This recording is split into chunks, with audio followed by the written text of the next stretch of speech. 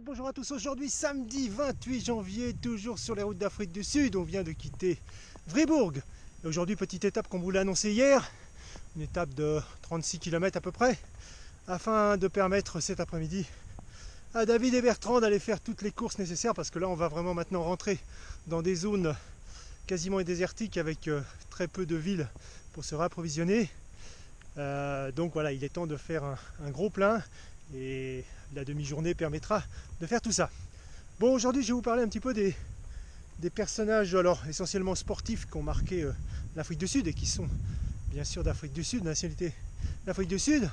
Alors le premier, c'est rugbyman à 15, donc c'est Peter de Villiers bien sûr, qui a joué quand même 69 fois pour l'équipe de France, 69 sélections. Mais qui a gagné la Coupe du Monde en 2007 avec l'équipe d'Afrique du Sud. Et oui, un autre rugbyman bien connu, Bryan Habana. Et oui, Bryan Habana, donc 123 sélections en Afrique du Sud, qui a rejoint le RCT, donc le Racing Club de Toulon, en 2013, qui a eu plusieurs titres bien sûr de champion de France avec le RCT. Jody Scheckter, et oui, un pilote de Formule 1 qui a gagné 10 grands prix dans les années 70-1980 et qui avait la réputation vraiment d'être une vraie tête brûlée au volant. Quelqu'un de beaucoup moins connu, Joshua Tuogani, oui exactement, qui a été le premier athlète de couleur nationalité d'Afrique du Sud à gagner un titre olympique, et oui, et c'était sur marathon, c'était en 1996 à Atlanta. Alors un beaucoup plus connu, Oscar Pistorius, premier athlète amputé à participer aux JO, aux Jeux Olympiques. Bon, malheureusement, il est connu aussi pour une terrible affaire, celle du meurtre de sa petite amie, et il purge actuellement une peine de 6 ans de prison.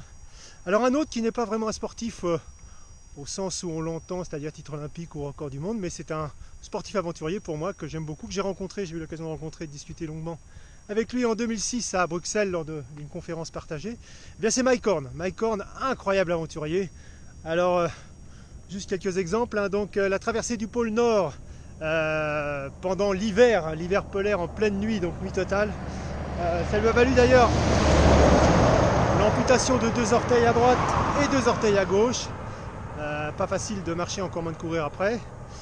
Bien sûr son fameux tour du monde sur l'équateur, au niveau de l'équateur, incroyable. Mais ce qui reste pour moi un des plus grands exploits qu'il a réalisé, certainement la descente de l'Amazone à la nage.